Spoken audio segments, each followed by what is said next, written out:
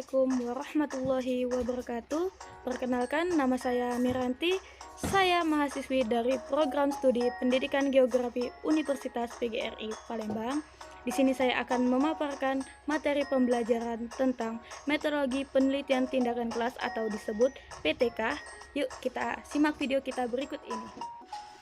Pengertian penelitian tindakan kelas yaitu suatu bentuk penelitian yang bersifat reflektif dengan melakukan tindakan tertentu agar dapat memperbaiki dan atau meningkatkan kualitas pembelajaran di kelas secara lebih profesional.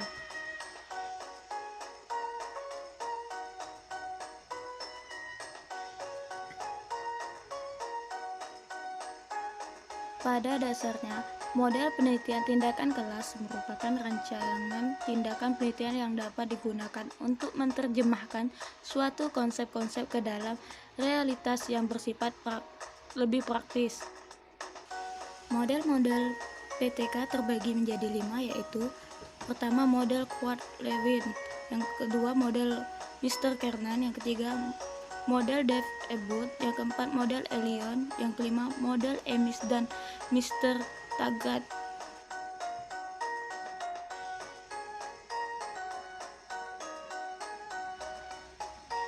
Yang pertama, model Quart-Lewin pada tahun 1946 menjelaskan bahwa ada 4 hal yang harus dilakukan dalam proses penelitian tindakan, yaitu perencanaan, tindakan, observasi, dan refleksi.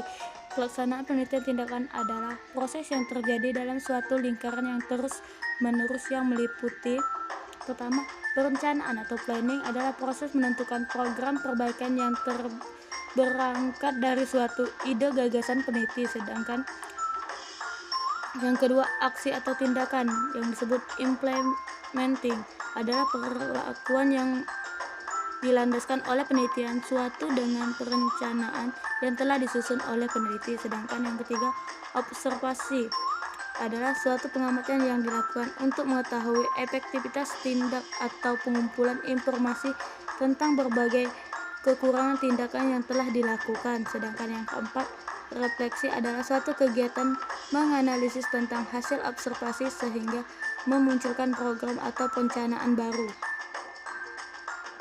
Yang kedua, model MC Kernan pada tahun 1991. Model ini juga dinamakan proses waktu atau disebut a time process model. Menurut MC Kernan, sangatlah penting untuk mengingat bahwa kita perlu selalu terikat oleh waktu, terutama untuk memecahkan permasalahan. Hendaknya memecahkan permasalahan atau tindakan dilakukan secara rasional dan demokratis. Yang ketiga adalah model Ebert pada tahun 1985. Ebert beranggapan bahwa suatu penelitian tindakan harus dimulai dari adanya gagasan awal yang didorong oleh keinginan peneliti untuk melakukan suatu perbaikan proses yang akan menghasilkan suatu yang lebih optimal. Penelitian berupaya mengemukakan tindakan apa saja yang harus dilakukan untuk menyelesaikannya, kemudian menyusun rancangan umum yang akan diimplementasikan.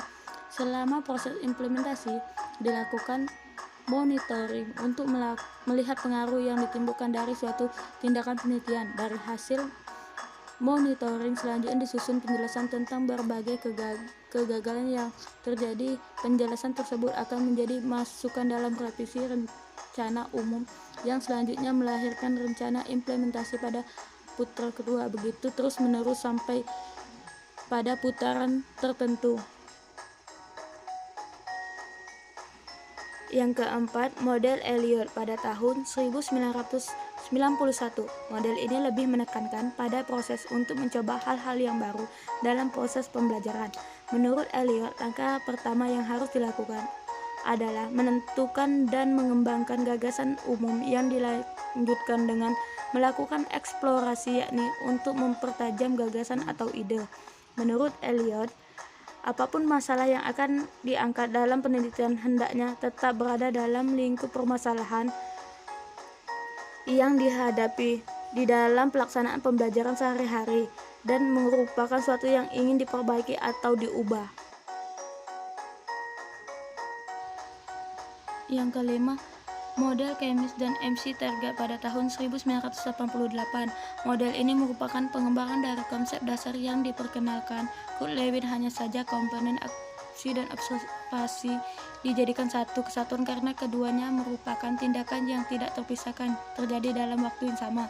Dalam perencanaan, Chemist menggunakan sistem spiral refleksi diri yang dimulai dengan rencana, tindakan, pengamatan, dan refleksing. Dan perencanaan kembali merupakan dasar untuk satu ancang-ancang pemecahan permasalahan. Itu tadi penjelasan tentang mata kuliah Metodologi Penelitian Tindakan Kelas atau disebut PTK. Semoga bermanfaat bagi teman-teman semua ya. Di sini, bila saya ada kata-kata yang salah, saya mohon maaf. Pada Allah saya mohon ampun. Saya Miranti undur diri. Akhirul kalam, wabillahi taufiq wal hidayah. Wassalamualaikum warahmatullahi wabarakatuh.